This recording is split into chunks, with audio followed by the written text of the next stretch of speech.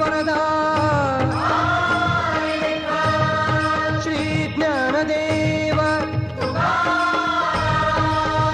पंढरीनाथ महाराज की सब संतन की। नवनवीन अभंग व प्रवचनाचे व्हिडिओ बघण्याकरता नामसंकीर्तन या चॅनलला सबस्क्राईब करा व नोटिफिकेशन मिळवण्याकरता बेल आयकॉन प्रेस करा। जय हरि। नमामि सद्गुरु शान्तं सच्चिदानंद विग्रहं पूर्णब्रह्म परमानन्दं ईशम् आळन्दी वल्लभम्। नमो षड्बोध विदग्धा विद्यारविन्द प्रबोधा पराप्रमे प्रमदा विलासिया। नमो संसार तम सूर्या अप्रतिम परमवीर्या तरुणतरतुर्या लालन लीला। नमो जगदखिल पालना मंगळमणी निधाना स्वजनवन चंदना आराधिलिंगा। नमो चतुर्चित्त चकोर चंद्रा आत्मानुभव नरेंद्रा श्रुति गुण समुद्रा मन्मथ मन्मथा। नमो सुभाव भजन भाजना भवेव कुंभ भंजना।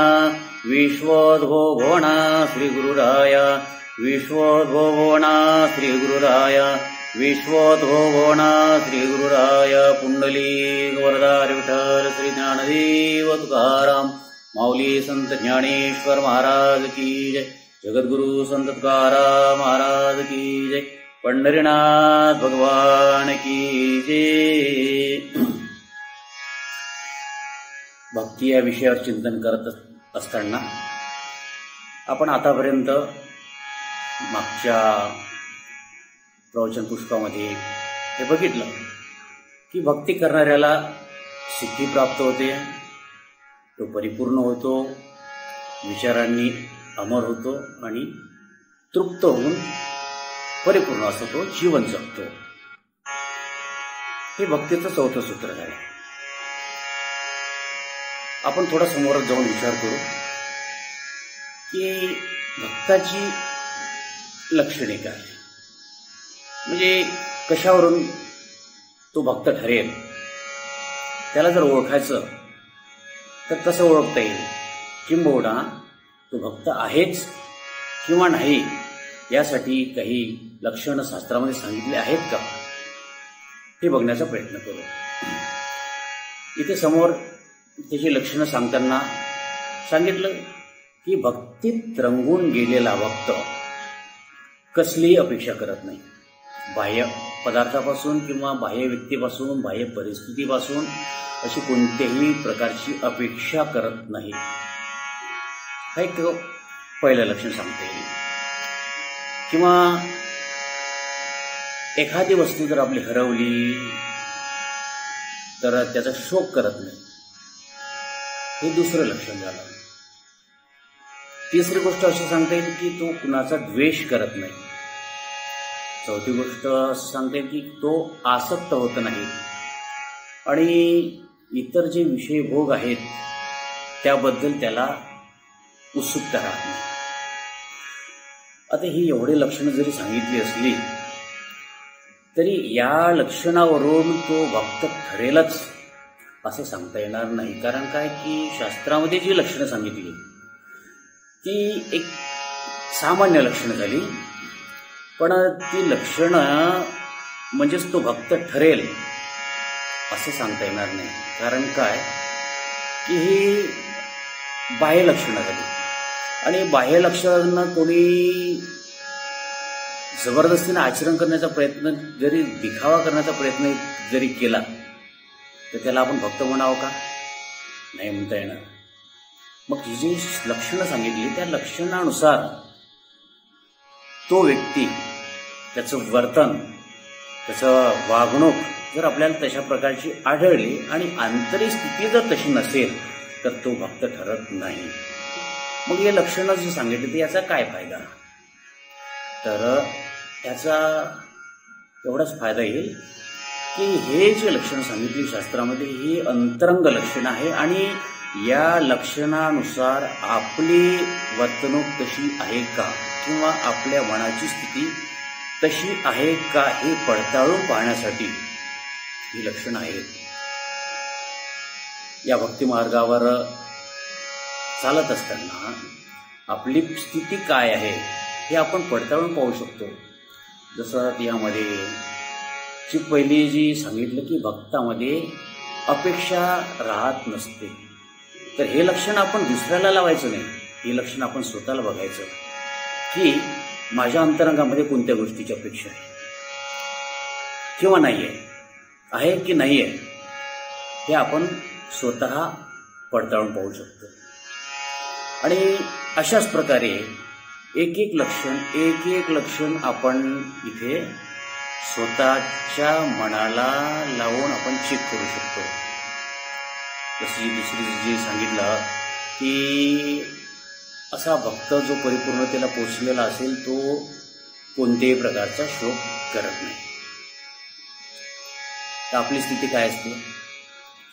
आपल्याला एखादी गोष्ट जर अनपेक्षितरित्या प्राप्त जर झाली तर हा अति उन्मादाला पोचतो. थोडीशी जर धनदौलत प्राप्त झाली, अजून एखादा कोणता लाभ जर झाला तर याला उन्माद चढल्याशिवाय राहत नाही. याच्या उलट एखादा जर खूप मोठी हानी झाली, याची आवडती वस्तू निघून गेली किंवा व्यवहारामध्ये खूप मोठा तोटा झाला, सांसारिक स्थितीमध्ये अतिप्रिय वस्तू जर निघून गेली, एखादा त्याचा आवडता जीव जर निघून गेला तर याला शोक होतो या जीवाला. मग हा शोक जो करतो याच्यावर तो भक्त आहे असं ठरेल का? कारण का लक्षणं काय सांगितली की भक्ताच्या ठिकाणी कोणत्याही प्रकारचा शोक नसतो. काही एखादं प्राप्त झालं काय किंवा निघून गेलं बाय, या दोन्ही स्थितीमध्ये त्याच्या मनाची स्थिती ही सारखी असते. पहिला जे सांगितलं की अपेक्षा, आता आपण स्वतः चेक करावं की मला कोणत्या गोष्टीची अपेक्षा आहे किंवा नाही. आपल्याला संसारामध्ये एक साधं जरी कार्य असलं तर त्यामध्ये आपल्याला अपेक्षा असते.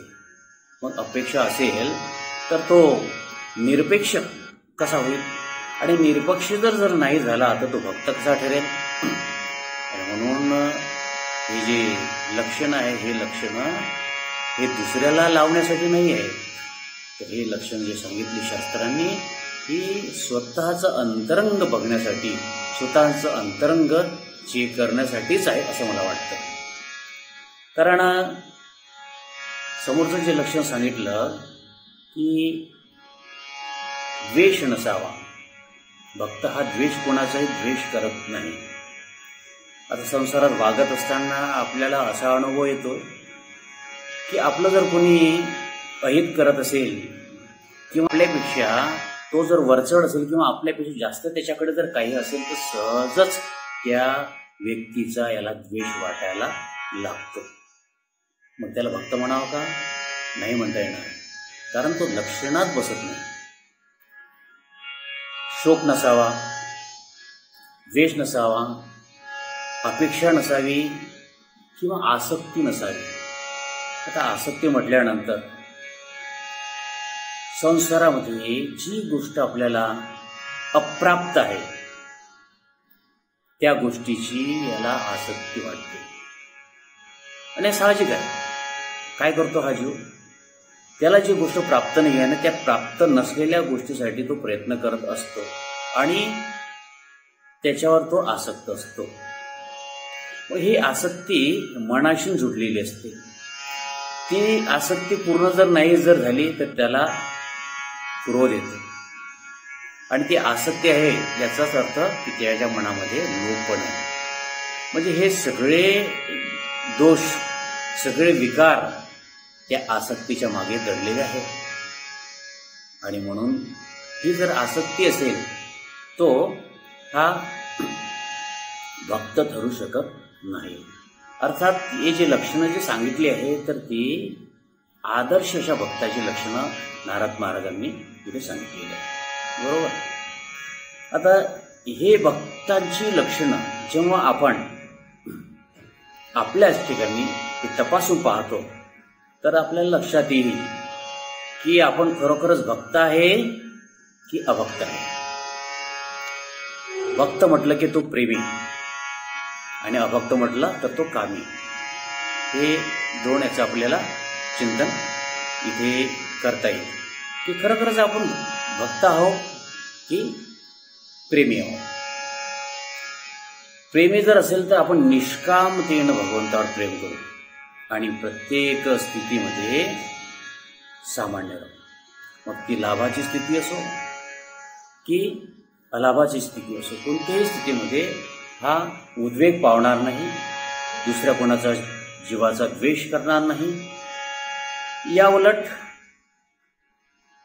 आपल्या ठिकाणी जर लक्षण जर नसेल तर आपण भक्त म्हणून घेऊ शकत नाही. कारण काय की प्रेम आणि काम या दोन्ही गोष्टी एकाच अंतःकरणामध्ये राहू शकत नाही. तर तुमच्या अंतःकरणामध्ये जर काम असेल तर प्रेम राहू शकत नाही. कारण काय की काम हा संसाराबद्दल असतं आणि प्रेम निरपेक्ष प्रेम हे फक्त भगवंताबद्दल असते. तर विषयांचं जे प्रेम असतं ते प्रेम होऊ शकत नाही, ती झाली आसक्ती. आणि निरपेक्ष असं जे भगवंतावरचं जे प्रेम असतं ते शुद्ध प्रेम. आणि ज्या ठिकाणी शुद्ध प्रेम असेल, कोणत्याही प्रकारची अपेक्षा न करता जे शुद्ध प्रेम असतं तेच भगवंताचं इथं प्रेम असतं. आता इथे प्रेम म्हटल्यानंतर एका विशिष्ट रूपावरचं, विशिष्ट आकारावरचं, एका विशिष्ट पदार्थावरचं प्रेम असं सांगता येणार नाही. कारण काय की भगवंताचं जे स्वरूप आहे हे स्वरूप व्यापक आहे. तो सर्व पदार्थामध्ये व्यापून आहे, सर्व रूपामध्ये व्यापून आहे. आणि त्या कारणाने तो कोणत्या जरी रूपामध्ये असेल तरी जर प्रेम असेल तर त्या कोणत्याही रूपामध्ये आपल्याला प्रेमच वाटायला पाहिजे. असं सांगितलं आहे की भगवंताचं अस्तित्व हे सर्व जीवमात्रामध्ये आहे. गीतेमध्ये एक श्लोक आलेलाच आहे की ममेवांशी जीवलोके जीवभूता सनातना मना षष्ठाणी इंद्रियाणी प्रकृतिस्थानी कर्षती. जीव हा भगवंताचा अंश आहे. मग जीव जर हा भगवंताचा अंश आहे तर प्रत्येक जीवामध्ये तो भगवंतच आहे, बरोबर. जसं तुलसीदासजींनी म्हटलेलं आहे की ईश्वर अंश जीव अविनाशी. म्हणजेच प्रत्येक जीवामध्ये भगवंत आहे. जसं माऊलीने सांगितलं की जे जे भेटे भूत ते ते मानेचे भगवंत, हा भक्तियोग निश्चित जाण माझा. मग प्रत्येक जीवामध्ये जर भगवंत आहे तर त्या जीवाबद्दल जर आपल्याला द्वेष वाटत असेल तर आपण भक्त ठरेल का? नाही ठरू शकत. कारण लक्षण सांगितले की भक्ताच्या ठिकाणी द्वेष असू शकत नाही. मग आपल्याला एखाद्या त्या जीवाविषयी जर द्वेष वाटत असेल, त्याच्यावर क्रोध वाटत असेल किंवा अमक्या जीवाविषयी आसक्ती जरी वाटत असेल तरीही भक्त ठरू शकत नाही. आसक्ती फक्त भगवंताविषयीच असावी. संसारातील आसक्ती हे भक्ती ठरू शकत नाही. आणि एका आपल्या आराध्याप्रती जे प्रेम आपलं प्रगट होतं ते प्रेम हे भक्ती ठरू शकतं. आणि म्हणून इथे या सूत्रामध्ये जे आपण बघितलं ही जी लक्षणं झाली, ही लक्षणं फक्त बाह्य लक्षणं झाली. आणि त्या बाह्य लक्षणावरून हा भक्त ठरू शकत नाही, तर ती लक्षणे अंतरंगामध्ये प्रगट व्हायला पाहिजे, तशी स्थिती व्हायला पाहिजे. आणि तशी जर स्थिती झाली असेल तरच तो भक्त होऊ शकतो, तरच तो प्रेमी होऊ शकतो. अन्यथा संसारावरील जे प्रेम आहे ते प्रेम नसून तो काम आहे, ती आसक्तीच आहे. आणि एकाच अंतःकरणामध्ये ह्या दोन वस्तूही राहू शकत नाही. जिथे काम असेल तिथे शुद्ध प्रेम राहू शकत नाही, आणि जिथे शुद्ध प्रेम असेल त्या ठिकाणी काम तर अगोदरच नाहीसा झालेला असतो. आणि अशी जी अनन्यसाधारण जी भक्तीची अवस्था आहे ती आपल्या अंतकरणात प्रगट व्हावी याकरता ही भक्तीची लक्षणं इथे सांगितलेली आहे आणि त्याप्रमाणे आपण ती धारण करण्याचा प्रयत्न करावा आणि तो आनंद आपल्यामध्ये भोगण्याचा त्या स्थितीचा लाभ घ्यावा. कुंडलिक वरदारी विठ्ठल श्री ज्ञानदेव तुकाराम विठ्ठल विठ्ठल विठ्ठल विठ्ठल विठ्ठल विठ्ठल विठ्ठल. कुंडलिक वरदारी विठ्ठल श्री ज्ञानदेव तुकाराम माऊली संत ज्ञानेश्वर महाराज की जय. जगद्गुरु संत तुकाराम महाराज की जय. पंढरीनाथ भगवान की जय. गोपाल कृष्ण भगवान की जय.